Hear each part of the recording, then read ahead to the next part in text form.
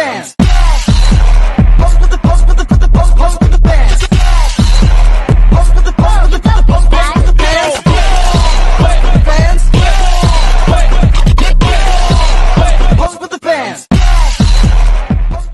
Assalamualaikum and thank you to everyone who is watching this video. This article we will discuss about the importance of strengthening our education system to provide better learning opportunities for all students. I will introduce our team members. Izzah Atirah binti RAZALI, MIMIE FAZURIN binti MOHAMMAD NAZRI, ADRIANA binti AHMAD KAMARUL AZMAN, SUFIA NAJIHAH binti NORASMAN, and lastly NURAIN AFRINA binti AZRUL HAZIM. Each member contribute their effort, cooperation and commitment to complete this article successfully. Through teamwork and discussion, we aim to present meaningful insights on strengthening the education system. Introduction of the article. Education is a crucial pillar in shaping a nation's future, as it influences not only academic achievement but also the personal, social and emotional development of individuals.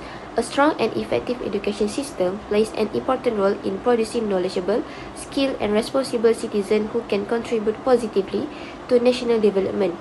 In recent years, Malaysia's education system has received increasing attention due to its declining performance in international assessment, especially when compared to neighboring countries such as Singapore. The article Strengthening Our Education System discussed the current state of Malaysia's education system and highlight the urgent need for reform. By comparing Malaysia's educational outcomes with those of higher performing countries, the article aimed to raise awareness about existing weaknesses and encourage improvement at both policy and institutional level. The article emphasizes that education should not focus solely on academic results, but should also prioritize holistic student development, teacher well-being, and effective learning environments.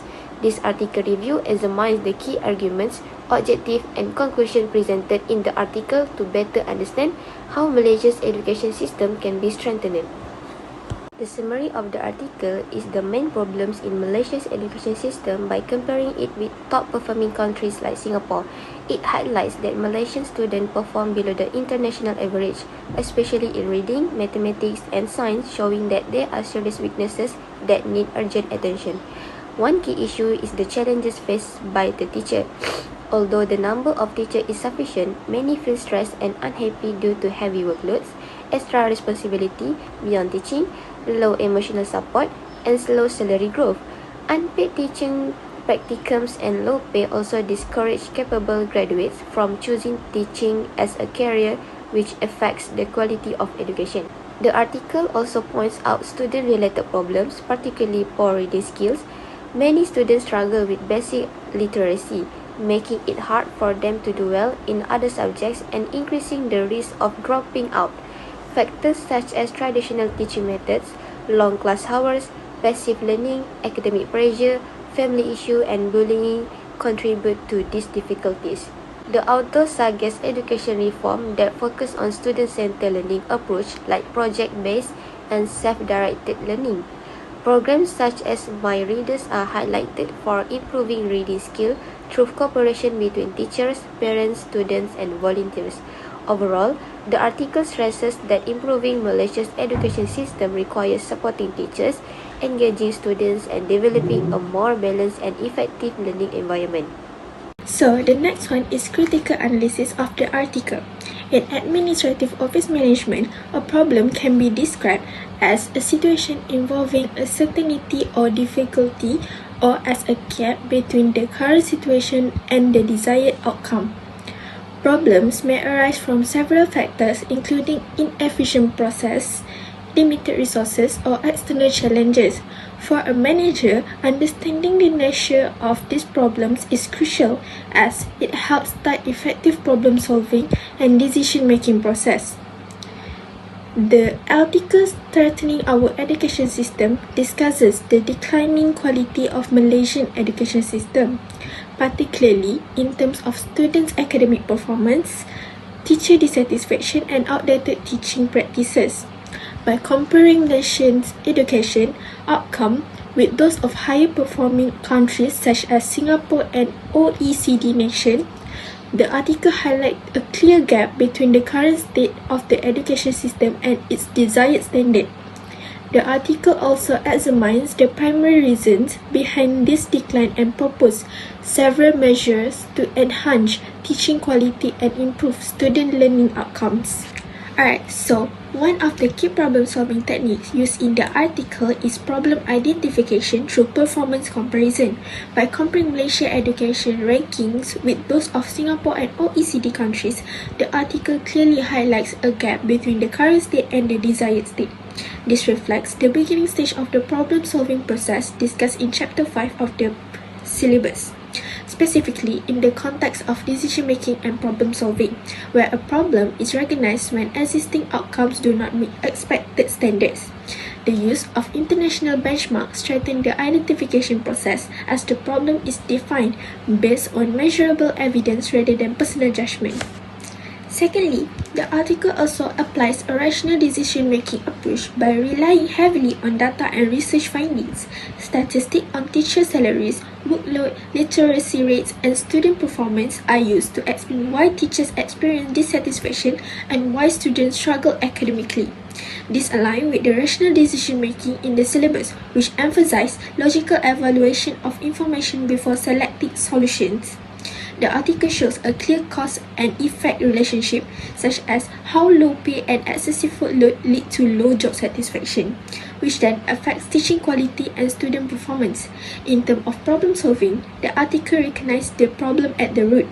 Rather than treating poor academic performance as an isolated issue, it examines deeper organizational and human factors such as teacher burnout, lack of emotional support, outdated classroom methods, and weak basic literacy skills among students.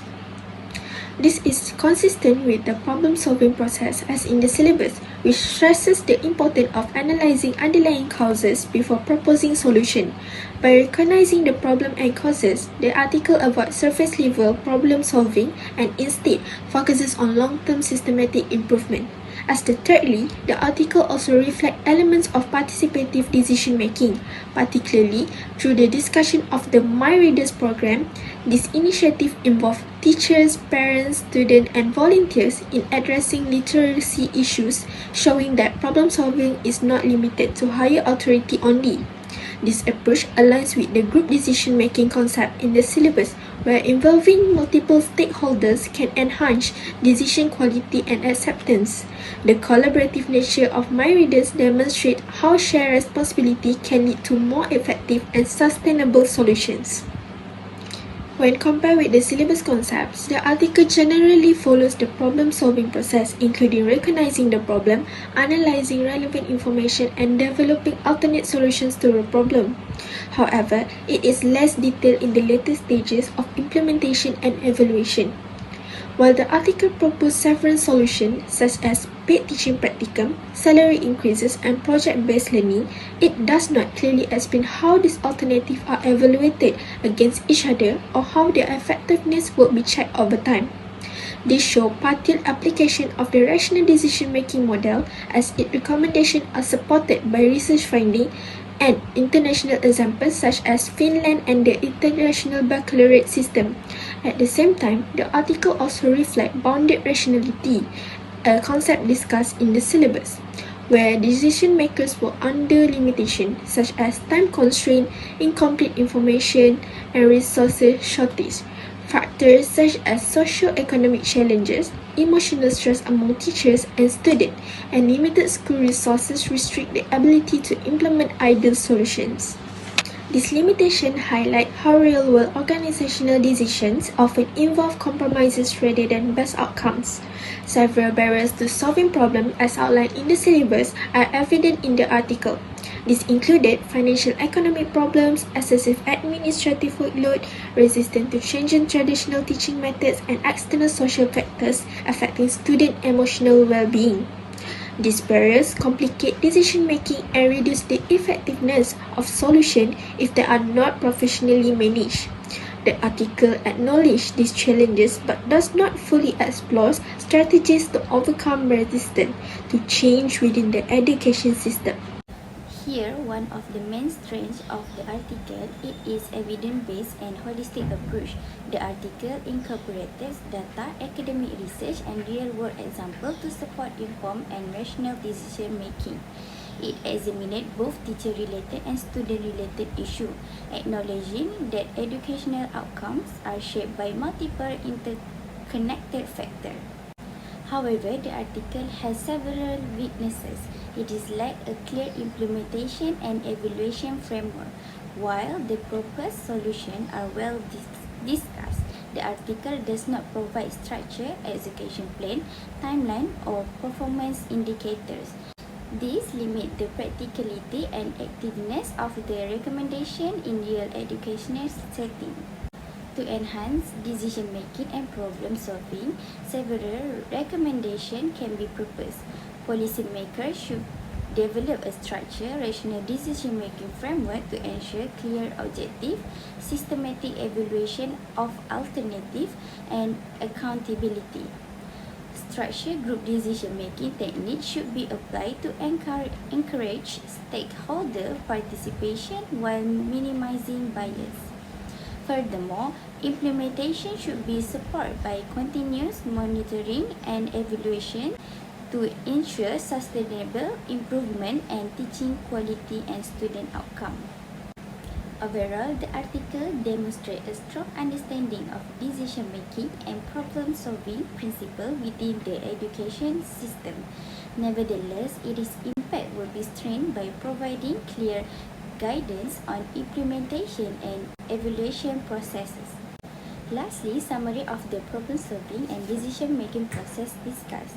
The article identifies the education gap through benchmarking and analysis root causes and proposes reform using rational data-driven and participative stakeholder-based decision-making.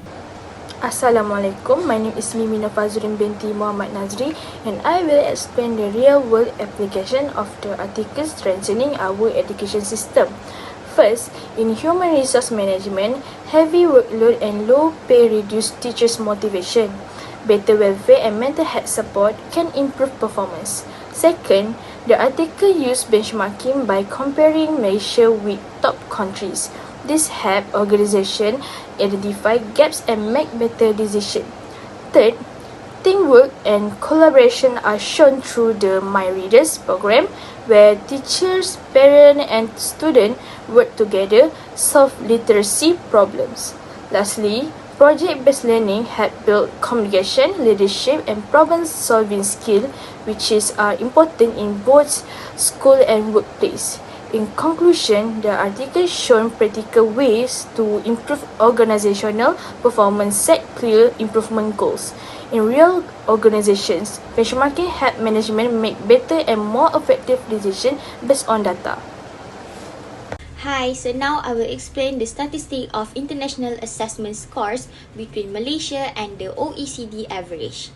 Firstly, this bar chart compares Malaysia international assessment scores with the OECD average for three main subjects, which are reading, mathematics, and science. Based on the data shown, Malaysia scores lower than the OECD average in all three subjects. For example, in reading, Malaysia's score is around the low 400, while the OECD average is close to the high 480. The same pattern also appears in mathematics and science, where Malaysia remains below the OECD benchmark. This clearly indicates an achievement gap and shows that Malaysia's education performance is still behind many higher performing countries. This shows that Malaysia is facing major learning challenges, especially in literacy and academic achievement. And this gap highlights the urgent need for education reforms to strengthen teaching quality and student outcomes. So, the conclusion is that reform must be guided by data-driven decision and supported by strong collaboration among stakeholders such as teachers, parents, students, and volunteers.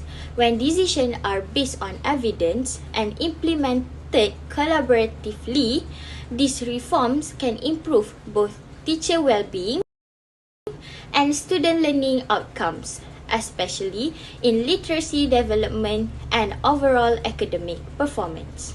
That's all from me. Bye!